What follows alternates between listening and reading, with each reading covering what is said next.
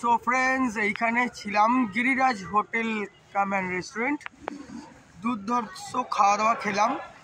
And আমাদের গাড়িগুলো দেখে নাও, আমাদের গাড়িগুলো এখানে পার্কিং আছে। রাত্রি 9:30 বাজে আমাদের টোটাল গাড়ি এখানে পার্কিং। আর এটা হচ্ছে হোটেল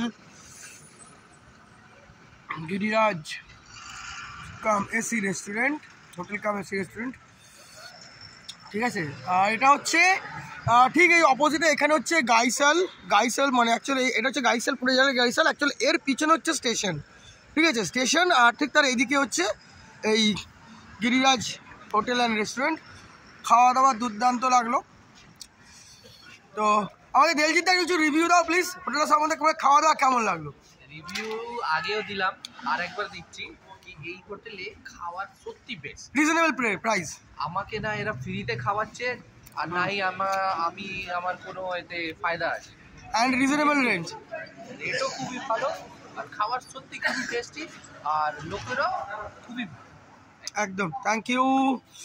তো জায়গা অনেকজন আছে, যদি প্রচুর বাইকার্সরাও আসো তো হিউজ জায়গা, হিউজ লন, ঠিক আছে। অ্যান্ড মোস্ট থিংস যে reasonable range.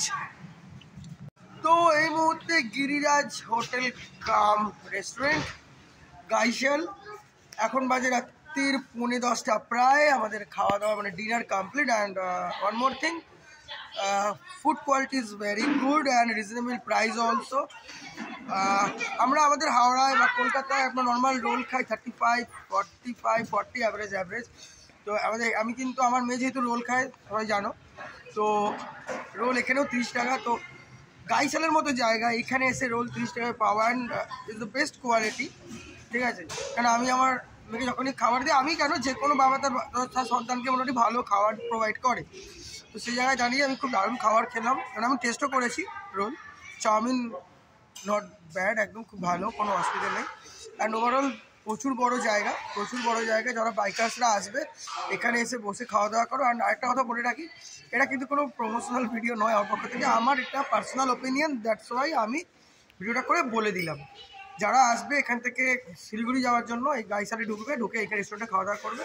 Thank you so much.